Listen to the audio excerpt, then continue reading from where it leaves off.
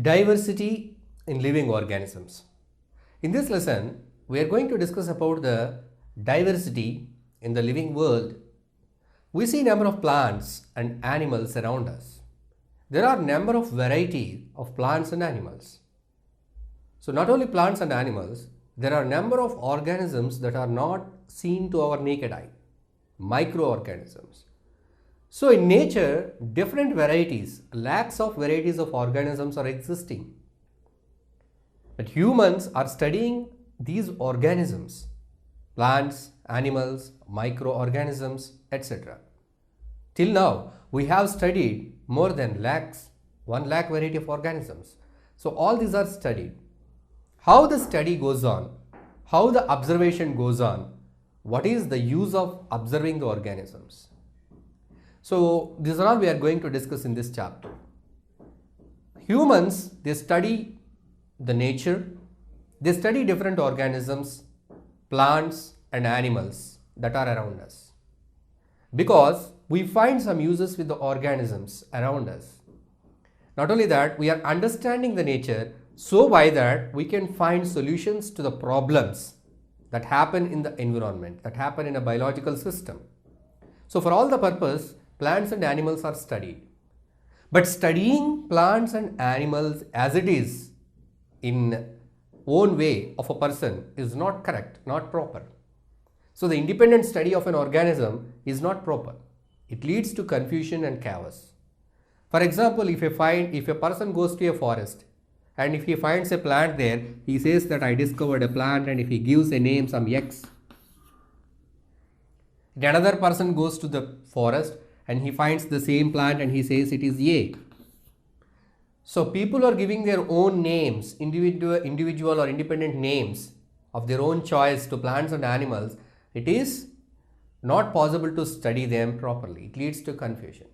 So the plants or animals or organisms, they should be properly named. There should be a scientific method of naming. And at the same time, individual study of different organisms is also not easy and possible. Organisms, before to study that organism, the organisms are to be grouped, then the study becomes easy. So how do they make the grouping? Organisms, either plants or animals, they are made into groups according to the similarities between them. The organisms that show similarities, of course not 100% similarities, if some similarities are there among two organisms, they will be grouped under one group. So in such a way, depending upon the similarities, the organisms will be grouped. So once the grouping is done, the studying is easy and systematic. So once the grouping is done, the naming is also easy and systematic.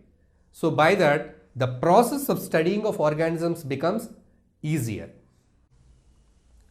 So the grouping of organisms is taking place. Scientists are grouping the organisms, plants and animals and other microorganisms into different groups in a systematic way, depending upon the similarities that they show.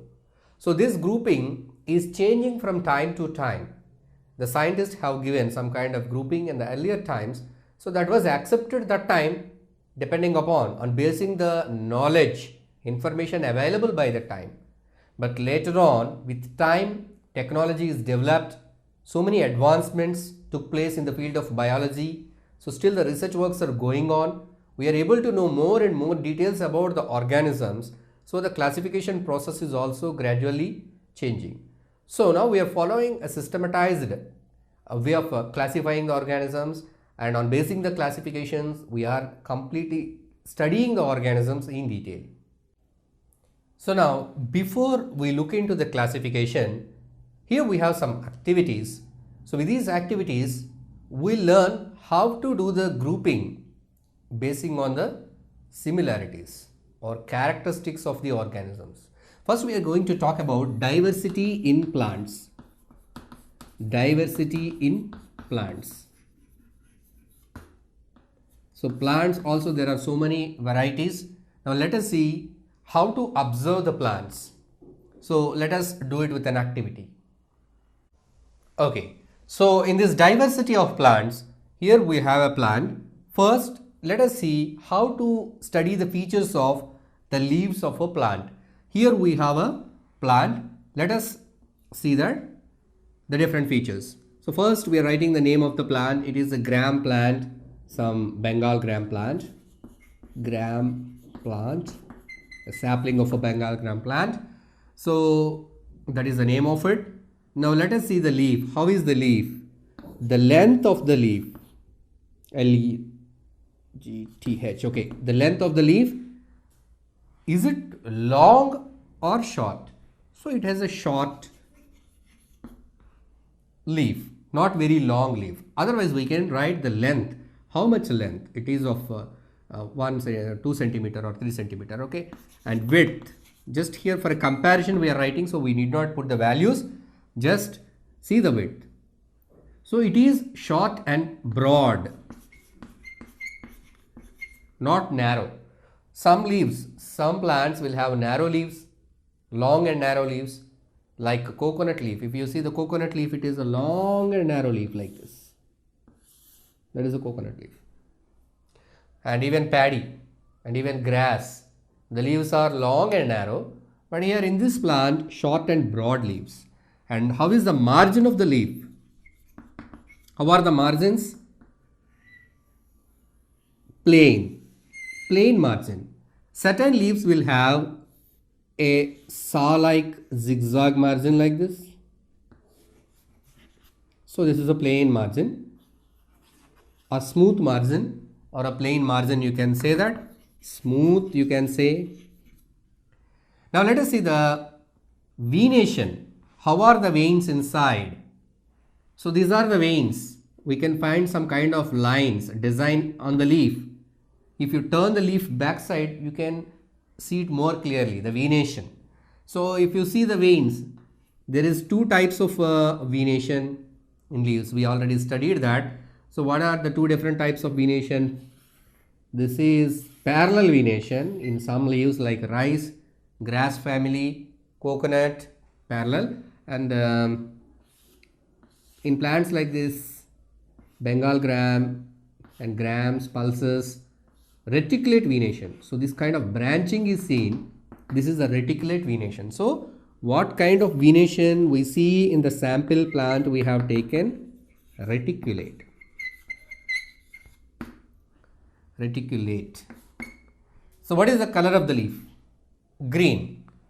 Color green. So color is green, margins are smooth, venation is reticulate venation, and short leaves, broad leaves, and it is the gram plant. So in this way, different features of the leaves, the characteristics, so the outline features of the leaves are listed like this. In the same way, we can take one more plant and we can take their names. So another plant, if you do the activities for some 3 or 4 plants, you will get the features. In some plants you may have long leaves, some plants may have broad leaves, some plants may have rough margins, some plants may have reticulate venation or parallel venation. So when you make a chart out of that, you will come to know that some plants have similarities. Say for example, if we do it for black gram, Bengal gram, and any other gram plant which are dicot plants, if you do that there, you will find the similarity like reticulate venation. You will find the similarity like broad and short leaves. So in this way we will find the similarities. So these are the features of leaves of a plant. That's what we studied. Now let us see that other parts of the plant. Study the characteristics, similarities among different plants in other parts. So except these leaves, better we go to the root system or to the seeds and to the flowers. Let us see. So we can observe the external characteristics of a plant also to group it. So we can observe the general features that are seen outside a plant. So that is the stem. So how is the stem of the plant? Either it is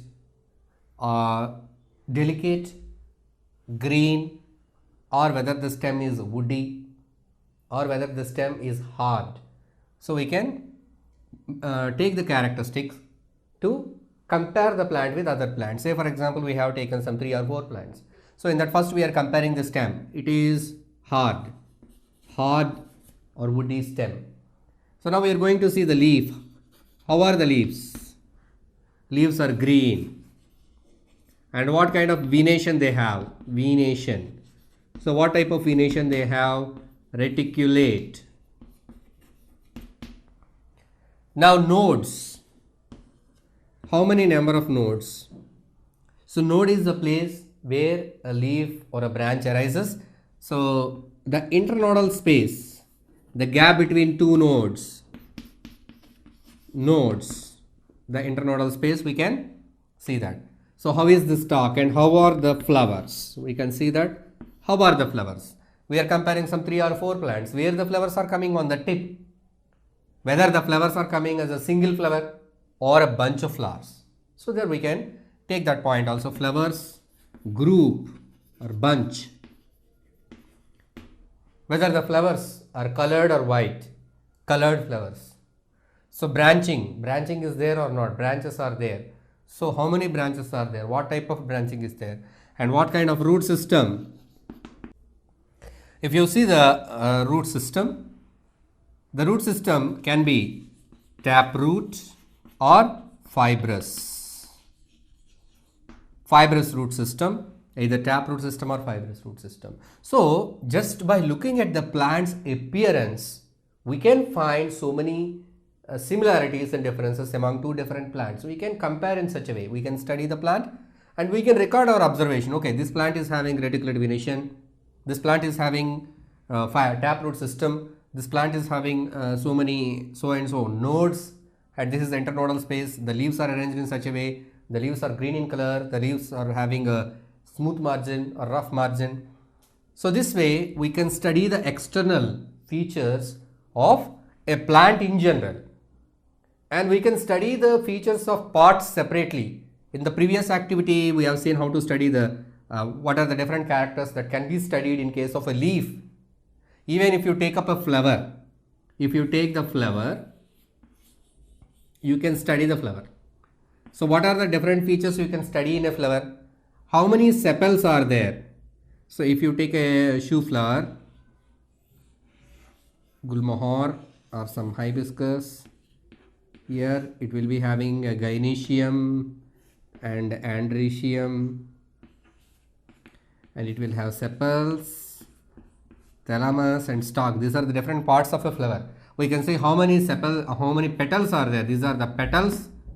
How many sepals are there, and whether it has got a stalk. Some flowers will have a stalk by which the flowers are attached to the stem. Some flowers without any stalk directly attached to the stem. Some flowers will have only male parts, androecium. Some flowers will have only female part. So even in the flower also there are so many features to study and compare with other flowers. So these are all just examples to let us know how can we study an organism, how can we study a plant. How do we study? We have to look at its features. Either in general the complete features, the whole on a wholesome look, or individually we can take one part and observe the different characteristics of that part, features of that part, and we can compare the features or the similarities or differences with other plants. Take some 5 or 6 in number, 5 different leaves of 5 different plants. We can compare. We can collect 5 different plants whole. We can write their features. There we will find similarities between different plants. So we can understand that the 2 plants, if any 2 plants are having maximum number of similarities, they are all relatives. They are the close relatives. So those 2 plants may belong to some common group. So that we can understand. So in that way the plants were studied to make them classified or grouped. So we have seen that studying a leaf and studying a flower,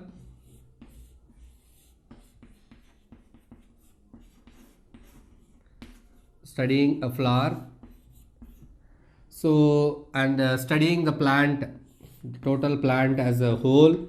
And now let us see that study of seeds. If you see the seeds like some Bengal gram. That is the look of the seed. If you see a bean seed, it will be like this. And if you take a maize,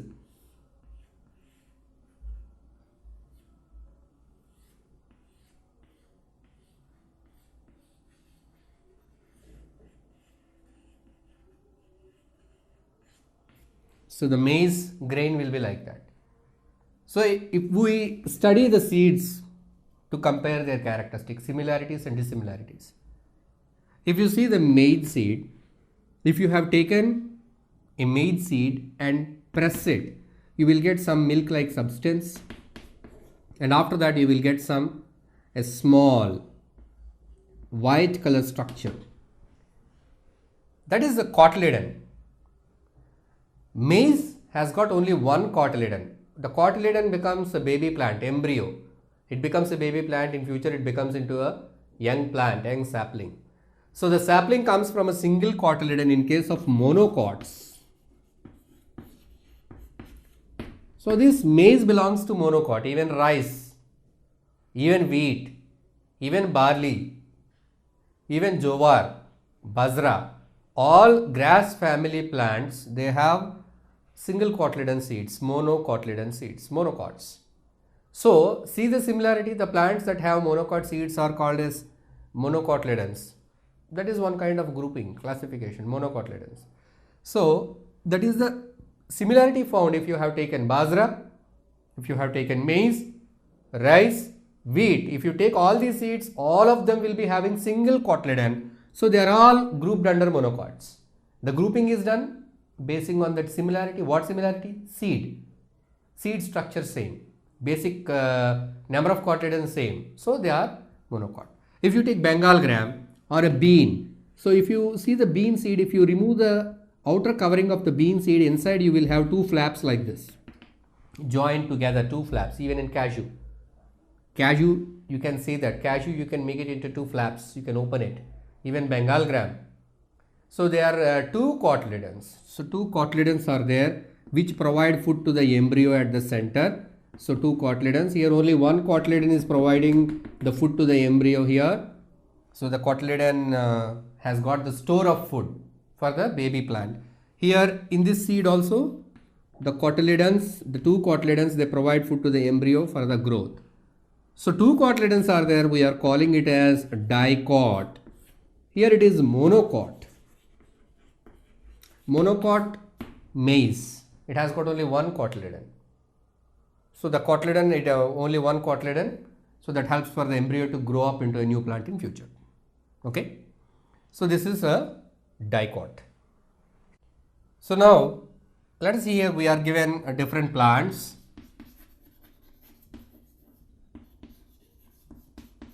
Name of the plant. So here are different plants: maize, paddy, grass, beans, green gram and groundnut. Now we are going to observe the given features of each plant and we are going to write it there. So what are the different things we are going to observe is leaf venation of all these plants, number of cotyledons of these plants and root system of these plants. The venation of the leaf and root system can be directly observed just by looking at the appearance of the plant and number of cotyledons, that is, we need the seeds of the plant to observe the number of cotyledons. So the seeds of the plants, the cotyledons can be removed from the seed by soaking the seeds in water, and after that we can use a hand lens. We can use a small magnifying glass to see the cotyledons. We can open up the seed, we can remove the seed coat and see how many cotyledons are there and how they are arranged. So that way we can observe the cotyledons. So to observe the cotyledons, we need to have the seeds of the plant. So these three features, leaf venation, number of cotyledons and root system, these are the things which we are going to observe now. So first is the maize. Maize plant. Have you ever seen a maize plant? The maize plant belongs to grass family. The leaf of the maize is very long, narrow and it has parallel venation. parallel venation. And number of cotyledons, we already discussed, only one cotyledon is there. It is a monocot. So monocot, one cotyledon. And the root system, fibrous root system. Fibrous roots. Fibrous roots means the roots that arise from the base of the stem as a cluster, as a group. There is no branching of roots. All roots arise from one point as a cluster, that is called as fibrous roots. So that kind of fibrous roots are found in this maize. Now let us go to the second one, paddy. Even in paddy also we find the parallel venation in leaves. Paddy also, if you observe the paddy seed, we find only single cotyledon and the roots, fibrous root system. If you see the grass, grass also parallel, monocot and fibrous. And we see the beans. Beans, the leaves have reticulate venation. The leaves of bean plant are not long and narrow and they do not have the parallel venation. The bean plant leaves have reticulate venation. Branching of the venation is seen. Just here I am drawing it here. Already I have shown. If this is the leaf, we find the branching of venation like this. So this is reticulate venation and two cotyledons, dicot and taproot system is found. Taproot is found, not fibrous root in case of beans. So green gram also reticulate venation and dicot and taproot. So that is the different thing we find it here. Groundnut, in case of groundnut also reticulate and dicot and taproot. So if you observe these plants here, the bottom three, beans, green gram, ground gram, they have the similarities in all the above features asked here. Leaf venation, number of cotyledon, root system, reticulate, dicot, taproot. So these are all belong to one group. It is indicating that they belong to one group. They have similarities. They are sharing the common features. And if you see the above three, maize, paddy and grass, they have the similarities in all the above three cases given here. Leaf venation, number of cotyledons, root system. So these three belongs to one group. So these plants are called as monocots and these plants are called as dicots. So in this way, by studying the features of parts like leaf, seed, roots, we can group the organisms. Diversity in animals. So we have studied the diversity in plants. So we have seen how to study a plant by observing the external characteristics of a plant. We have taken different plants and compared the features of their parts like leaf, root, stem or seeds or flowers. So in the same way, animals also can be studied by observing the differences and similarities, mostly the similarities among the different organisms. Say for example, if you have taken some insects, like we can take an ant, mosquito, and we can take a house fly, and we can take a beetle, we can take a ladybug, ladybird or ladybug, it's a kind of a beetle. So we can take different kind of insects like this. You can take a butterfly. So now we can observe or study the features, the body features of these organisms. What features we can study in them? We can study in them number of legs. How many legs are there? Number of wings. how many pairs of wings are there, and these are all segmented bodies. They have segmented bodies, and if you see, you can find that ant's body is like this, segmented. So the body is divided into different segments. Even the mosquito,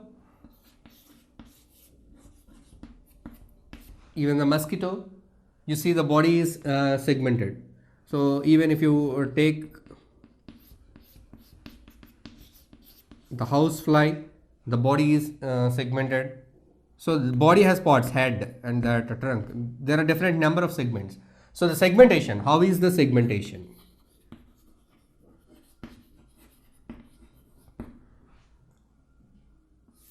So the color is also a feature. You can take different color. So the ladybird, what color? Butterfly and housefly and mosquito. So like that, we can take the different mouth parts of insects. Mouth parts.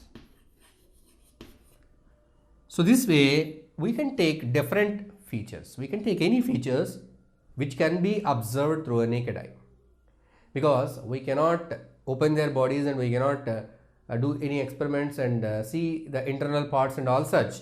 So just we can go for a simple observation. So that is all possible without any equipment. Simply we can observe. So what are the external features of these insects? So we find similarities, and at the same time there is a diversity. Like a number of legs, we may find some similarities between these animals in the number of their wings, maybe in segmentation, maybe in mouth parts. There will be differences also. So if you take even one particular organism, animal, or you can take housefly, so there will be differences, diversity even in the species itself. So if you have taken different insects, there you find differences. But if you take housefly, will there be any differences among the houseflies? All we are calling it with a common name, houseflies. But even in the houseflies, we find differences, right? Even in the housefly, we find the color difference, we find the size difference. So there are some variations. We call this kind of changes, slight changes, as variations.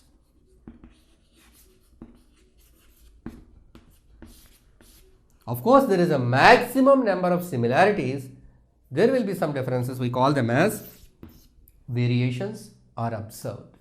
So animals can be studied. Even if you are studying the mammals, you study the number of legs, how is the body, okay, so number of appendages, hands or legs. So this way we can study even the animals. We can study the diversity in animals by observing the features, just like in plants. Okay, so now we are going to talk about variations in living organisms. So variations are of different types: external variations, internal variations. So now we are going to talk about external variations. The external features. The variations are found among the internal features of an organism, external features of an organism. So there may be differences inside the systems, inside the bodies of organisms, and there may be differences among the external features, the outside look of the organism. So here we are going to study about the variations, that is external features of organisms. So actually these differences only help us to group the organisms. So far we have seen different activities, how we have grouped the organisms. So we have seen the features of a leaf of a plant, root of a plant, seed of a plant, how the seed is, how many cotyledons are there. So what we are seeing here, we are seeing the difference. What is the difference among this and that? So on basing this difference, we are giving the groups. So that forms the variations, they form the main basis for classification, that is for the grouping. So the grouping is done because of on basing the differences. So that is the main thing we have to get here, understand from this variation. So what is a variation? Variations are the differences among the organisms of same species. So they are very slight changes, little changes, you call them as variations Okay. So when you see the differences between two different groups or between two different species and in the same species, the variations are less in the same species and they are more in the different species. Say for example here you see here is a hen, here is a hen, so and here is a duck. So here we have a hen. If you are comparing the variations, just you are looking for that variations, what are the variations among these two if you look at the external features? So these two belong to same species. If you are looking at the variations between a parrot